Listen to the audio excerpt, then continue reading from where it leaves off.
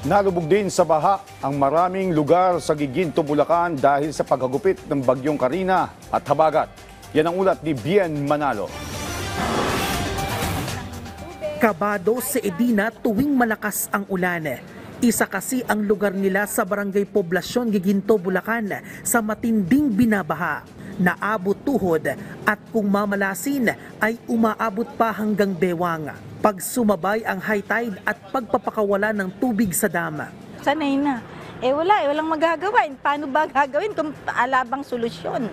Tinataas ko lahat bago basta nakita ko ng palaki na, tataas ko na yon para wala na akong problema. Kung tumaas man siya, naka-ready na ako. Apektado tuloy ang kanyang school supplies business. Apektado talaga. Walang kita. Wala talaga. Sana magkaroon ng kahit solusyon lang na kaunti. Mawala yung high tide lang. Apektado rin ang pamamasada ng tricycle driver na si Ronnie Nicanor pag bumabaha.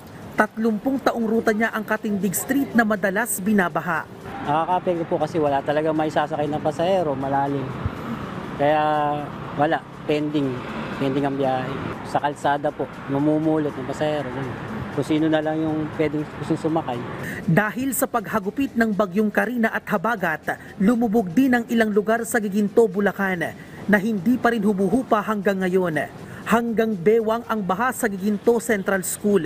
Lubog din ang Parish of St. Ildefonso of Toledo na ngayon lang matinding binaha dahil sa pag-apaw ng tubig sa Giginto River. Bahagyang humupa naman ang baha sa kahabaan ng MacArthur Highway sa Giginto, Bulacan na alternate route.